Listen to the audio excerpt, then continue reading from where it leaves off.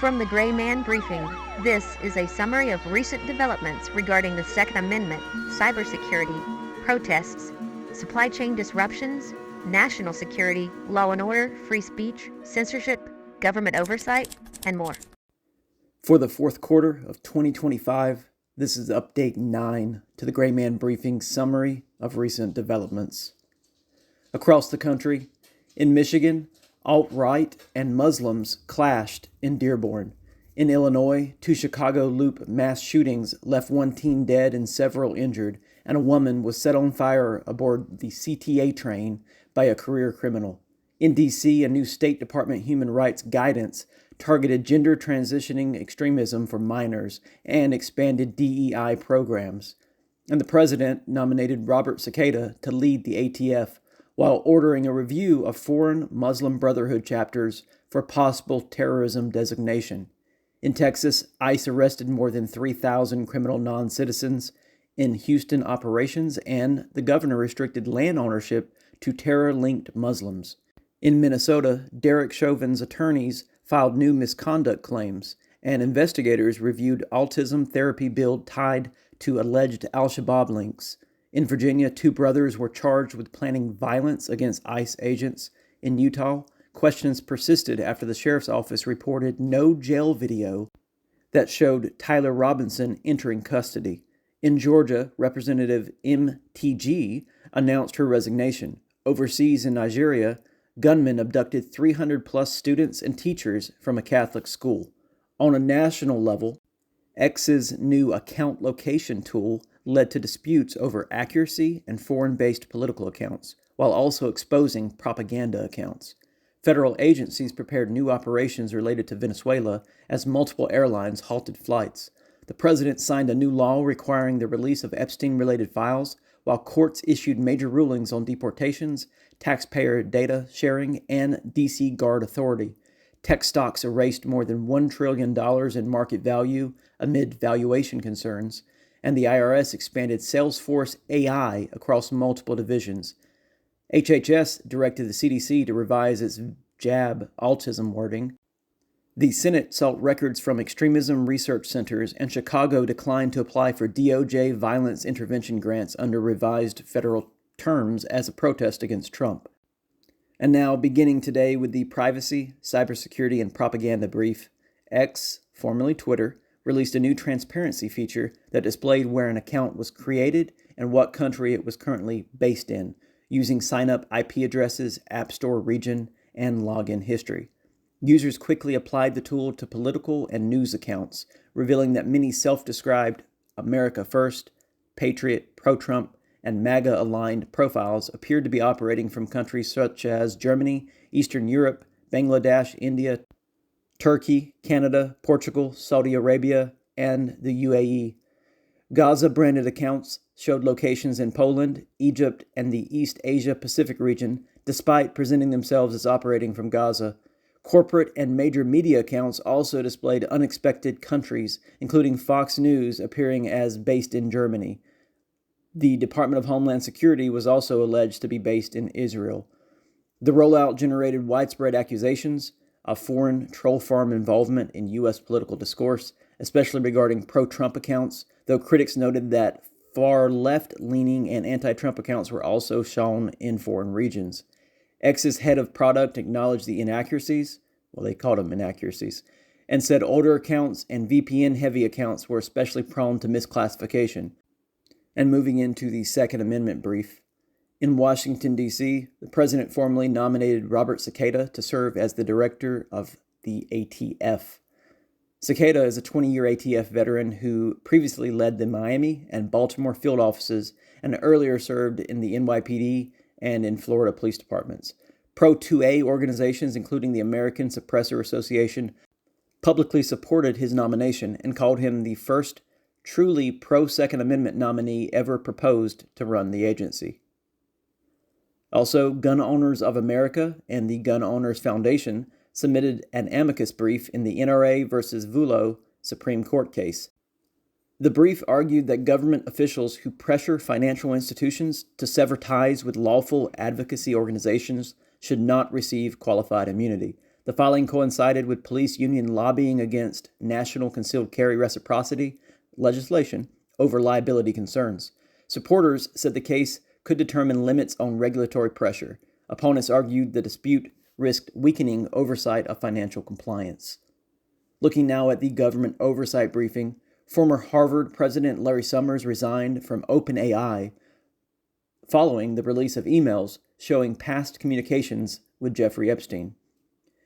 Moving on, the House investigators reported that the FBI withheld a large set of online posts from Thomas Crooks, the attempted assassin of President Trump. The recovered material included violent imagery, weapon-themed artwork, paramilitary information, and posts reflecting accelerationist ideology. Crooks used they, them pronouns and consumed contents from Norwegian alt-right sources, though investigators said none of this proved formal membership. His timeline showed progression from symbolic violence to explicit anti-government themes between 2021 and 2023. Investigators also highlighted his early field tests and scouting activity that indicated escalation beyond online rhetoric. Moving on, House Judiciary Chairman Jim Jordan referred Jack Smith's former deputy to the DOJ for prosecution. The referral centers on allegations of misconduct tied to earlier special counsel investigative actions. And a Democratic lawmaker faced backlash after defending a colleague who exchanged text messages with Jeffrey Epstein during an actual congressional meeting. Critics argued the defense minimized the seriousness of Epstein's conduct and the relevance of communications. And the president signed legislation requiring federal agencies to release Epstein-related investigative files. The law mandates disclosure of sealed, classified, and historical documents tied to Epstein's network. Agencies must review and prepare the materials for public release within 30 days. Moving on into the government oversight brief, we continue. 6 Democratic lawmakers urged troops to reject what they called illegal orders, but did not say what those orders were. The DOJ was revealed to have secretly subpoenaed a senior House Republican's phone records. It was Jim Jordan, I believe.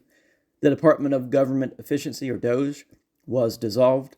The Senate demanded extensive files from extremism research centers in an escalated fight over surveillance, academic bias, and federal authority. Of course, due to time constraints, we've summarized this segment, so you can look back over the slide here, and if there's anything that interests you, you can see these full developments at graymanbriefing.com.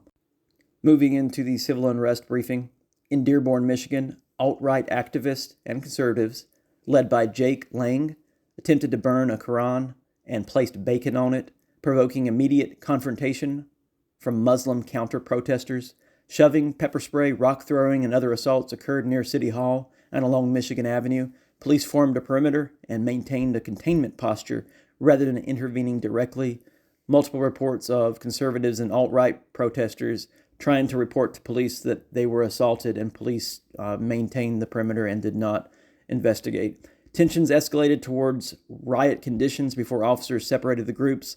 Online organizing and public controversy involving political figures contributed to the volatility and may fuel future demonstrations. Join the Gray Man Briefing for real-time updates on protest rallies, marches, and disruptions. Looking now at current events, U.S. intelligence documents showed officials downplayed earlier Wuhan lab origin briefings, while Houston ICE arrested over 3,000 criminal non-citizens during a shutdown. The State Department designated 4 Europe-based far-left Antifa-aligned groups as foreign terrorist organizations. An Irish teacher was fined hundreds of thousands of dollars for contempt tied to refusing to use a transgender student's preferred pronouns. The CDC changed its autism language from jabs do not cause autism to jabs may or may not cause autism. Minnesota investigators reviewed allegations that Somali-run autism therapy providers funneled Medicaid funds to Al-Shabaab, the terrorist group. And a map highlighting 39 Muslim elected officials in Michigan fueled national debate over demographics and political power. We have more information about all these developments under this current events briefing, but we'll leave it here due to time constraints. See them in full at graymanbriefing.com. Now looking at national security. As you can tell, there's a lot to cover this week, so we're trying to speed through it and give you the main points and kind of leave you pointed towards a gray man briefing if you want more information. So in national security, the State Department labeled 4 European far-left and Antifa-aligned groups as foreign terrorist organizations. The U.S. prepared covert operations against Venezuela as airlines halted flights over airspace dangers. A D.C. court reviewed presidential authority to deploy 2,000 National Guard troops. The D.C. Circuit blocked nationwide fast-track deportations, and the president terminated TPS for Somali nationals in Minnesota, or at least he's began that process, while DHS weighed ending it nationwide. Looking now at law and order, in Houston, ICE's enforcement and removal operations conducted large-scale arrests during a period when much of the federal government was shut down, as we mentioned before. Officials reported detaining more than 3,500 illegal immigrants with criminal records. Arrested individuals included offenders with violent, drug, and property convictions. ICE described the operation as necessary for public safety despite federal staffing disruptions. In San Antonio, ICE carried out a coordinated enforcement raid at a nightclub. Authorities detained more than 140 individuals tied to criminal illegal aliens, including the TDA transnational gang. And the governor of Texas announced implementation of updated state laws restricting foreign terrorist organizations, cartels, and affiliated entities from owning or holding real estate in the state. The order authorizes divestment actions, civil penalties, and injunctions. State officials said the goal is preventing designated groups from operating compounds or supporting paramilitary activity in Texas. And in Washington County, Utah, officials stated that there was no jail surveillance video showing Tyler Robinson entering the county jail before the assassination of Charlie Kirk or after. The denial came after 2 News filed a records request seeking footage. The absence of the video raised questions about processing procedures, custodial oversight, and, of course, government oversight on whether or not this Robinson assassination guy actually even turned himself in. Officials did not provide any further explanation for the lack of footage.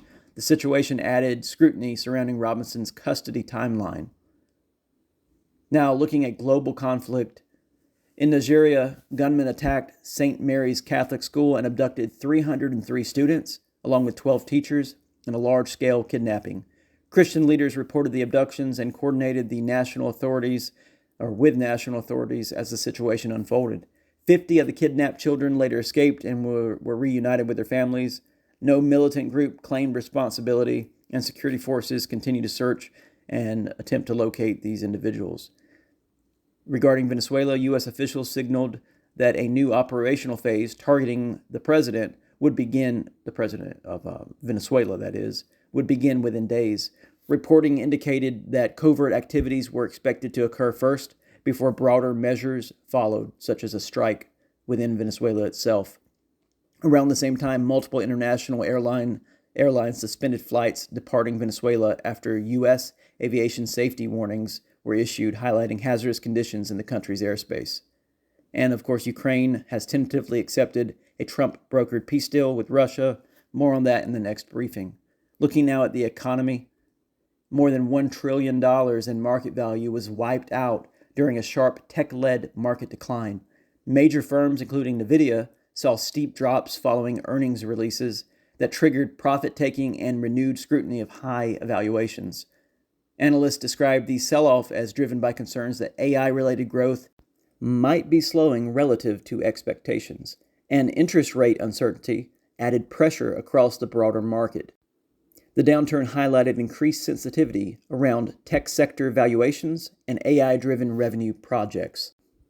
And looking at the major crime briefing, in Chicago, 2 separate shootings occurred in the Loop during the city's Christmas tree lighting event.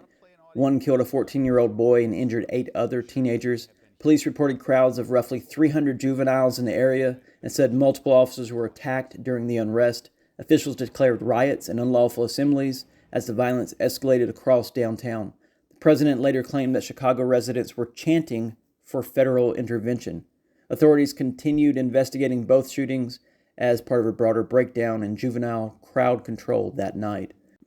Also in Chicago, 26-year-old white female Bethany McGee was attacked aboard a CTA Blue Line train when 50-year-old black male Lawrence Reed, a career criminal with more than 50 prior arrests and multiple felony convictions, poured gasoline on her and set her on fire.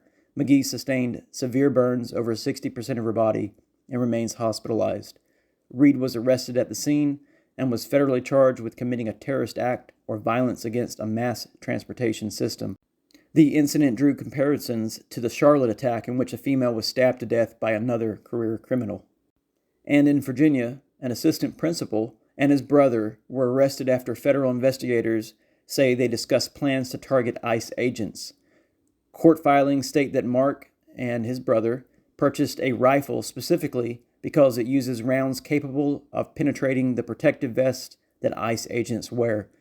Recordings captured discussion of retaliation against ICE officers. John Bennett, the other brother, was placed on leave from the high school following the charges.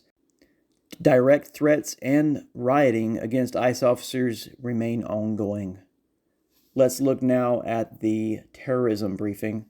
The president signed an executive order directing federal agencies to evaluate whether certain foreign chapters of the Muslim Brotherhood should be designated as foreign terrorist organizations or specially designated global terrorists. The administration framed the action as targeting branches that support or encourage violence against the U.S. or its partners. The Muslim Brotherhood has maintained ideological and organizational networks in the U.S. since the 1950s. U.S. court filings and congressional testimony have noted historical intersections between the Brotherhood-linked entities and overseas groups, including Hamas. The designation process would enable asset freezes, visa restrictions, and expanded investigative authority against any U.S.-connected entities found to materially support these foreign chapters. And finally, let's look at education today. In Lansing, Michigan, the Michigan State Board of Education approved updated statewide health and sex education standards for the first time in about 20 years. The revision expanded instruction to include far-left LGBT-focused content on gender identity and sexual orientation, as well as guidance on mental health, digital behavior, and substance use.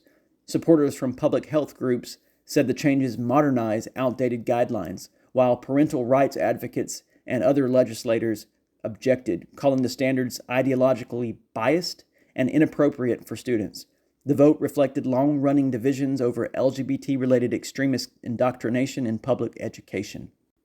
And we're going to stop there for this week's summary of recent developments. Remember that these briefings are delivered in real time to Grayman Briefing subscribers sent via Telegram and Signal apps, also via weekly emails.